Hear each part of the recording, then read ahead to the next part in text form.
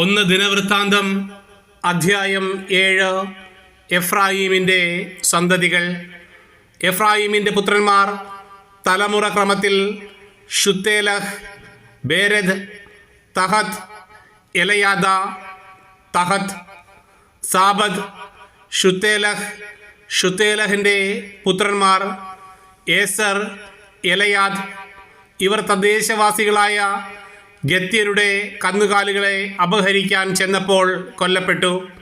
പിതാവായ എഫ്രായീം വളരെ നാൾ അവരെക്കുറിച്ച് വിലപിച്ചു.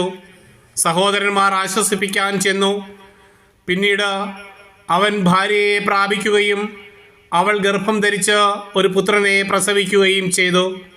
തൻ്റെ ഭവനത്തിന് അനർത്ഥം ഭവിക്കയാൽ അവന് ബറിയ എന്ന് പേരിട്ടു.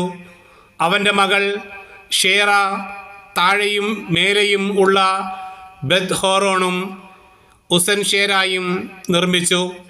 എഫ്രായിമിൻ്റെ മകൻ റേഫായുടെ പുത്രന്മാർ തലമുറ ക്രമത്തിൽ റേസെഫ്, തേലഹ്, തഹൻ, ലാദാൻ, അമ്മീഹൂദ്, എലിശാമ, നൂൻ, ജോഷ്വ. അവർക്ക് അവകാശമായി ലഭിച്ച വാസസ്ഥലങ്ങൾ ബഥേൽ, കിഴക്ക് നാരാൻ, പടിഞ്ഞാറ് ഗേസർ, ഷെക്കേം, അയ്യ. മനാസയുടെ ദേശത്തിനരികെ ബത്ത്ഷയാൻ, താനാക്ക്, മെഗീദോ, ദോർ എന്നിവയും അവയുടെ ഗ്രാമങ്ങളും.